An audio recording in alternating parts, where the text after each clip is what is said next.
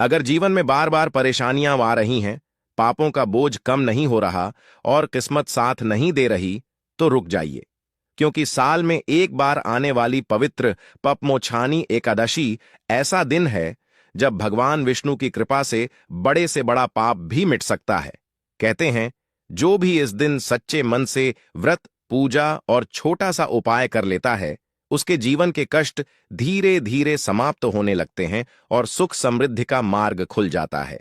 इसलिए इस एकादशी को भूलकर भी नजरअंदाज मत कीजिए। भक्तों, आज की वीडियो बहुत ही खास और ज्ञानवर्धक साबित होने वाली है, क्योंकि भक्तों, आज के इस वीडियो में हम बात करेंगे पाप मोचनी एकादशी, या यूं कहें कि पाप विमोचनी एकादशी, अर्थात पापों से मुक्ति देने वाली एकादशी के विषय में। पाप मोचनी एकादशी का व्रत किस दिन करना है, यह व्रत क्यों महत्वपूर्ण है, क्या महिमा है, इस एकादशी को लेकर सभी भक्तों के मन में कंफ्यूजन की स्थिति बनी हुई है। अभी हाल ही में होलिका दहन और होली का पर्व निकला है, इनको लेकर भी बहुत ज्यादा कंफ्यूजन थे। उसी प्रकार से इस एकादशी को लेकर भी कंफ्यूजन की स्थिति बनी हुई है कि यह एकादशी 14 मार्च को है या फिर 15 मार्च को। व्रत किस दिन किया जाएगा, पूजा कब करनी है, शुभ मुहूर्त क्या रहेगा, भक्तों शास्त्रों में, पद्म पुराण में क्या लिखा है, भगवान क्या कहते हैं इस एकादशी के विषय में, कैसे यह व्रत करना चाहिए, इस व्रत की विधि क्या है, इस व्रत के नियम क्या है, पूजन कैसे करना चाहिए, इस व्रत की शुरुआत कहां से हुई और किसने इस व्रत को किया, इस व्रत तो उसका उद्धार हुआ, और इस व्रत का पालन कब करना चाहिए। इस प्रकार से संपूर्ण जानकारी एकादशी के विषय में, आने वाली एकादशी के विषय में आपको प्रदान की जाएगी। साथ ही आपको कुछ ऐसी विशेष गलतियों के बारे में भी बताया जाएगा जो कि भूल कर भी इस एकादशी के दिन नहीं करना है। और इसी के साथ हम यह भी जानेंगे कि एकादशी व्रत पारण में क्या खाना है, क्या नहीं खाना है। संपूर्ण जानकारी आपको प्रदान की जाएगी, इसलिए आपको वीडियो को पूरा ही देखना होगा, तभी आपको सही सक जानकारी प्राप्त होगी। जानकारी आरंभ करें उससे पहले आपसे निवेदन है कि वीडियो यदि थोड़ा सा भी उपयोगी लगे तो कृपया एक बार लाइक अवश्य कर दीजिएगा। अपने व्रत की सफलता के लिए और भगवान नारायण का आशीर्वाद प्राप्त करने के लिए कमेंट बॉक्स में अवश्य लिखिएगा। जय श्री हरि ओम नमो भगवते वासुदेवाय नमः। भक्तों, इस चैनल पर हम आपको एकादशी के साथ साथ सभी हिंदू धर्म की जानकारी प्रदान करते हैं। पंचांगों के आधार पर, ज्योतिषों के आधार पर कौन सी तिथि कब है, व्रत आदि कब करना है, क्या विधि है, क्या नियम है और क्या गलती नहीं करनी है। यदि आप सभी व्रत और त्योहारों की सही जानकारी पाते रहना चाहते हैं तो कृपया चैनल को सब्सक्राइब कीजिए और बेल आइकन को प्रेस कीजिए। जब आप सब्सक्राइब का बटन दबाएंगे तो वहां एक घंटी का निशान जरूर दबाएं, ताकि हमारे आने वाली नई वीडियो के नोटिफिकेशन आपको आसानी से प्राप्त होते रहेंगे। आपके इधर उधर भटकने की जरूरत नहीं पड़ेगी। तो चलिए भक्तों, आपका ज्यादा समय बर्बाद ना करते हुए जानकारी आरंभ करते हैं और बात करते हैं आने वाली एकादशी। भक्तों, वैसे तो हिंदू धर्म में प्रत्येक एकादशी महत्वपूर्ण है, परंतु आने वाली जो एकादशी है यह चैत्र मास कृष्ण पक्ष की एकादशी, इसे पाप मोचनी एकादशी कहा जाता है। जैसा कि नाम से ही झात होता है, यह एकादशी पापों का मोचन करती है, पापों का नाश करती है, पापों से आपकी रक्षा करती है। पाप के कारण जो आपके साथ अनुचित हो सकता है उससे आपको बचाती है, इसीलिए यह पाप मोचनी कही जाती है। भक्तों, इस एकादशी के विषय में बताते हुए भगवान श्री कृष्ण कहते हैं महाराज युधिष्ठिर से कि हे राजा, इसके विषय में चक्रवर्ती नरेश मानदाता के पूछने पर लोमस ने जो बताया था वह मैं तुम्हें सुनाता हूं। भगवान श्री कृष्ण कहते हैं कि एक बार की बात है कि जो मानदाता है, जो उस समय पर चक्रवर्ती नरेश थे, पूरी पृथ्वी पर उनका राज्य था। उन्होंने जस रोम से पूछा कि भगवन, मैं लोगों के हित की इच्छा से ही सुनना चाहता हूं कि चैत्र मास के कृष्ण पक्ष की एकादशी का नाम क्या है और उसकी विधि है, उस पर कर्ण व्रत करने से क्या फल प्राप्त होता है और कैसे करना चाहिए। जब मानदाता ने कहा तो लोमश कहने लगे कि नर पर श्रेष्ठ यह मनुष्य के पापों का नाश करने वाली है। इसकी महिमा को जानने के लिए मैं एक वृतांत सुनाता हूं। वृतांत आता है कि पूर्व काल में एक स्थान था जिसका नाम था चैत्र रथ। वह एक बड़ा सुंदर वन था। वहां पर गान करते थे, अप्सराएं नृत्य करती थीं। एक बार की बात है कि एक अप्सरा थी मंजू घोषा, उसका नाम था। उसने रस्य मेधावी को तपस्या करते देखा। नौजवान रस्य थे और यह जो मेधावी हुए हैं। प्रिय दर्शकों, यह रस च्यवन के पुत्र हुए। रस च्यवन बड़े ही प्रख्यात रस हुए हैं हमारे, जिनका वर्णन अनेकों पुराणों में भरा हुआ है। तो मेधावी जो है तपस्या कर रहे थे। अब मंजू घोष ने सोचा कि अगर मैं इनके अधिक नजदीक चली जाऊंगी तो शायद क्या पता मुझे भस्म कर दे। तो वह दूर ही बैठ गई और दूर बैठकर ही वीणा बजाने लगी। बड़ा ही मधुर संगीत उसने वीणा पर उत्पन्न किया और वह मधुर आवाज में मधुर गीत गाने लगी। मुनि श्रेष्ठ मेधावी जो है घूमते हुए उस ओर आगे, जहां पर वह यह वीणा बजा रही थी और गा रही थी, क्योंकि उसकी जो वीणा बजाने की शैली थी और जो गाना था वह बड़ा ही आकर्षक था, तो वैसे खींचे चले आ रहे थे। एक प्रकार पर पूर्ण रूप से काम प्रभाव कर गया, अर्थात कामदेव का प्रभाव हुआ। जब उन्होंने मंजू घोष को देखा तो वह काम आसक्त हुए। ऐद की ऐसी अवस्था देखकर अप्सरा ने उनका आलिंगन किया और इस प्रकार वह मुनि उस अप्सरा में ऐसे डूबे कि मुनि उचित जो कार्य है उन सबको ही वह भूल गए और उन सबका लोप हो गया और वह उस अप्सरा के साथ रमण करने लगे। और दिन ही नहीं वर्ष व्यतीत हो गए, उन्हें कोई सुधि नहीं आई। तब एक दिन उस अप्सरा ने कहा कि वशी, अब मुझे जाना चाहिए। तब वश ने कहा कि देवी, जब तक सवेरे की संध्या ना हो जाए तब तक मेरे पास ही ठहरो। यह सुनकर अप्सरा कहने लगे, विप्रवर, अब तक ना जाने कितनी संध्या चली गई। मुझ पर कृपा करके बीते हुए समय का विचार तो चाहिए कि बसवर, यह आप कह रहे हैं कि संध्या हो जाए, शाम की यह एक दिन नहीं, ना जाने कितनी संध्याएं ऐसी आई और चली गई। आप स्वयं एक बार गिनिए तो सही। तो अप्सरा की बात सुनकर मेधावी जो है वह आश्चर्यचकित हो उठे। उस समय उन्होंने बीते समय का हिसाब लगाया तो उन्हें झांत हुआ कि उस अप्सरा के साथ रमण करते हुए उन्हें 57 वर्ष व्यतीत हो गए, और जैसे ही उन्हें इसका एहसास हुआ 57 वर्ष व्यतीत हो गए, उन्हें क्रोध आया और बोली, दुष्ट, तुम तो मेरी तपस्या का विनाश करने वाली हो। तुमने तो मेरी सारी तपस्या का विनाश ही कर दिया। मैंने इतने हजारों वर्षों में जो तप अर्जित किया था तुमने सब भ्रष्ट कर दिया। उन्होंने उस अप्सरा को श्राप दे दिया कि जाओ और जाकर पिशाचिनीय हो जाओ। जब यश ने कह दिया हो जाओ, तुरंत ही को प्राप्त हो गई। वह अभिलाप करने लगे यश के सामने, यश वर, कृपया मुझे कोई उपाय बताएं, कृपया कोई मुझे उपाय बताएं। और यश तो ऐसे होते हैं कि अगर कोई उनके शरण में आए तो उसकी सदा सहायता करते हैं। शलोम ने कहा कि ठीक है, तुमने जो किया है वह अपनी जगह है, परंतु तुम क्योंकि मेरी शरण में आई हो तो मैं तुम्हें उपाय बताता हूं कि योनि को जीते हुए जब तुम चैत्र मास के कृष्ण पक्ष की पाप मोचनी नामक एकादशी का व्रत करोगी और विधि विधान से पारण करोगी तो श्राप से मुक्त हो जाओगी। और जस वहां से तुरंत ही प्रस्थान कर गए और अपने पिता के आश्रम में पहुंचे। उनके पिता च्यवन थे। च्यवन ने जैसे ही देखा बोले, बेटा यह तुमने क्या, तुमने तो अपने सारे पुण्य का ही नाश कर लिया किया। तो वह मेधावी बोला पिताजी, मैंने अप्सरा के साथ रमण करने का पातक किया है। अब मुझे कोई ऐसा प्रायश्चित बताइए जिससे इसके पाप का नाश हो सके और मैं इस पाप से मुक्त हो सकूं। तब रस्सी च्यवन ने कृष्ण पक्ष में जो पाप मोसनी एकादशी होती है उसका व्रत करने का परामर्श जो है अपने पुत्र को दिया कि उससे सभी प्रकार के जो पाप है वह नष्ट हो जाते हैं। पिता का कथन सुनकर जस मेधावी ने इस व्रत को किया था। व्रत के करने से और पारण करने से उनका यह पाप नष्ट हो गया और पुनः उन्हें दिव्य देह प्राप्त हो गई। उसी प्रकार से उनके कहने पर जब अप्सरा ने इसका व्रत किया तो इस एकादशी के व्रत प्रभाव से उसे उस श्राप से मुक्ति मिली और वह दिव्य देह धारण करके स्वर्ग को चली गई।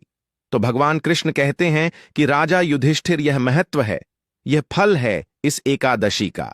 यह बड़े से बड़ा पापी भी मुक्ति प्राप्त कर लेता है, उद्धार को प्राप्त हो जाता है। अतः मनुष्य को इस एकादशी का व्रत अवश्य करना चाहिए। तो यह महिमा भगवान श्री कृष्ण ने इस एकादशी की बताई है। अब मैं बात करता हूं इसके नियम क्या है और कैसे आपको यह एकादशी का व्रत करना चाहिए। विधि क्या है? प्रिय दर्शकों, एकादशी व्रत त्रिदिवसीय अनुष्ठान होता है। इस एकादशी के जो नियम है वह व्रत के एक दिन पूर्व से आरंभ हो जाएंगे और पारण के साथ वह नियम समाप्त होंगे। व्रत के एक दिन पूर्व ही आप कुछ वस्तुओं का त्याग करना है, जैसे लहसुन, प्याज आदि का त्याग कहा गया है। शहद का प्रयोग भी वर्जित कहा गया है। एकादशी में तीनों दिन, व्रत के एक दिन पहले, व्रत वाले दिन और व्रत के नेक्स्ट डे अगले दिन जब आप पारण करते हैं, शहद का प्रयोग नहीं किया जाता है। कुछ लोग मदिरापान करते हैं, मांसाहार भी करते हैं, परंतु वह एकादशी का व्रत भी करते हैं। तो ऐसे लोगों को अवश्य ही एक दिन पूर्व इन सभी का त्याग कर देना चाहिए। ऐसा नहीं कि आज तो खूब खाए पिए और कल आप व्रत करें। व्रत के एक दिन पूर्व मसूर की दाल नहीं खानी, चने का शाक नहीं खाना और एक वक्त ही आहार लेना चाहिए, ऐसा नियम कहते हैं। शास्त्र कहते हैं रात्रियाल को अन्न ग्रहण नहीं करना चाहिए, दोपहर के बाद अन्न ग्रहण नहीं करना चाहिए।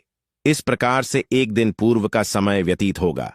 रात्रियाल दंत धारण करके सोइए, क्योंकि एकादशी के दिन आपको टूथपेस्ट या मंजन का प्रयोग नहीं करना चाहिए।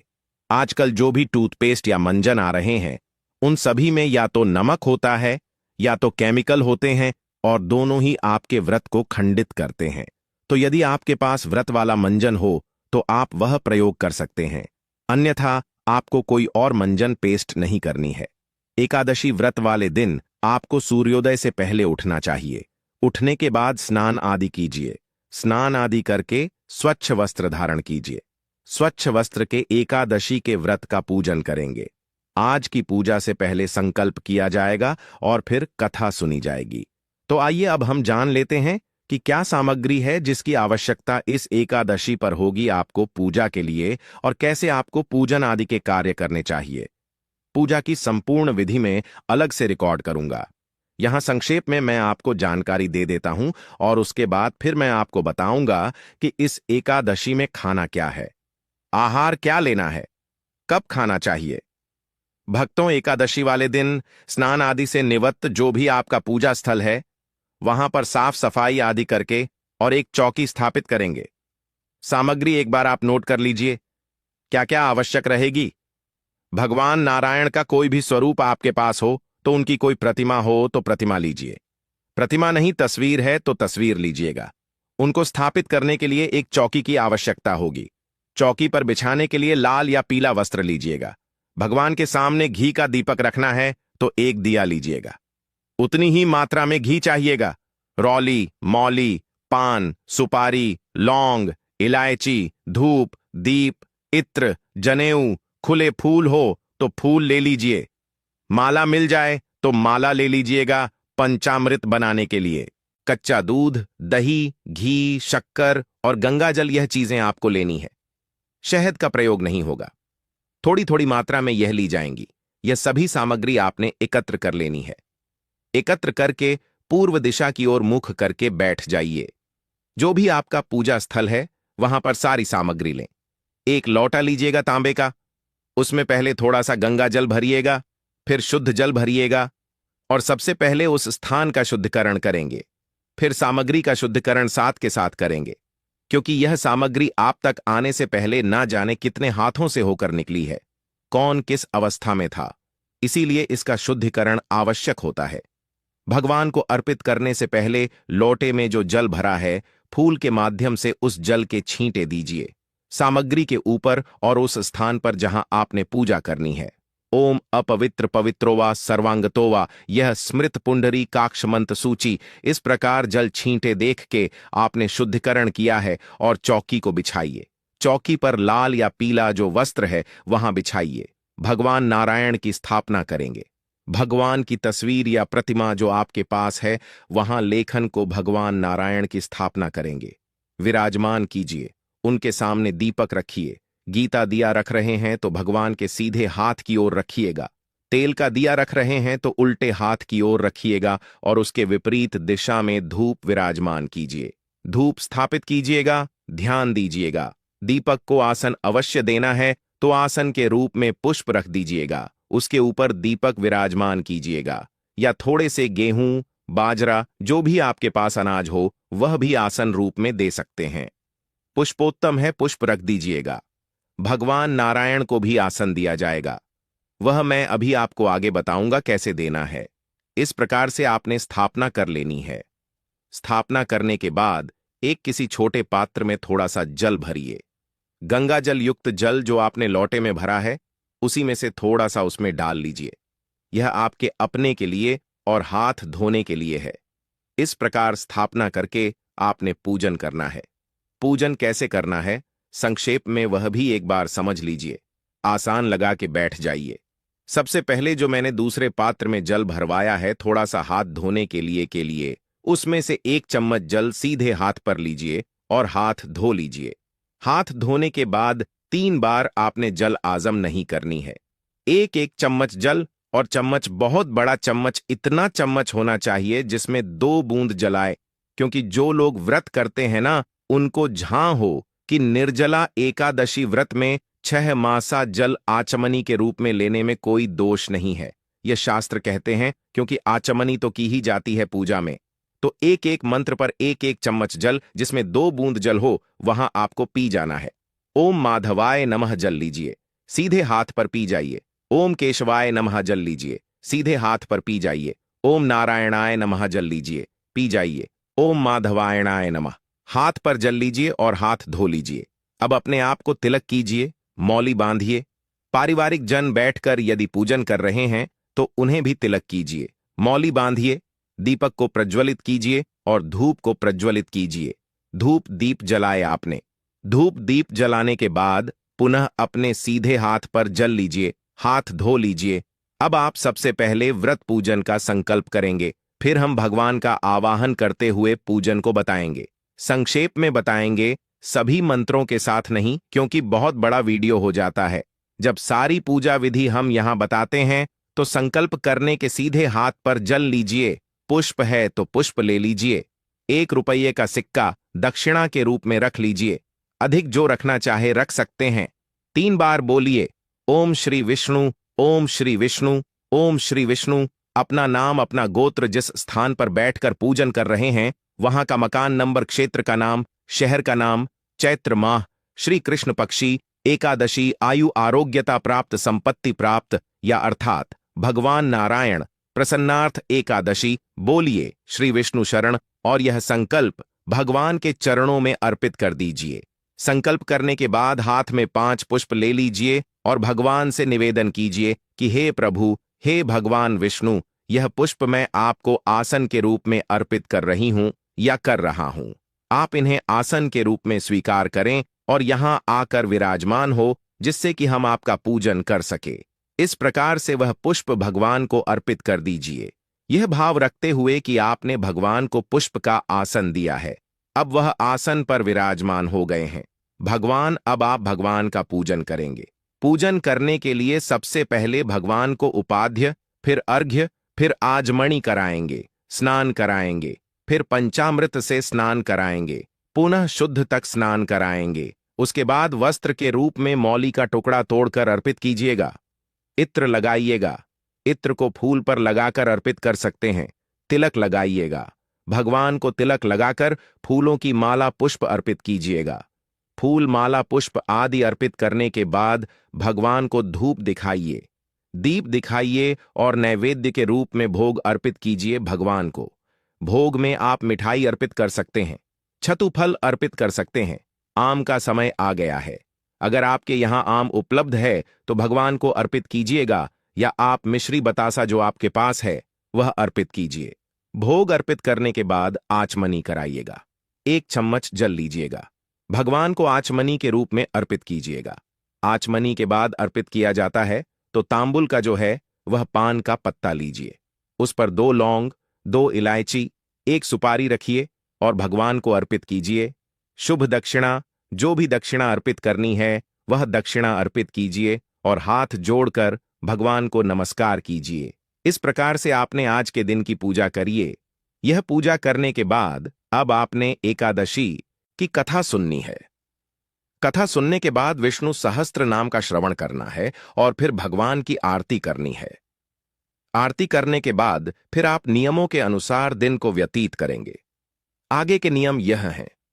शांतित रहते हुए भगवान के चरणों में मन को लगाते हुए दिन को व्यतीत कीजिए।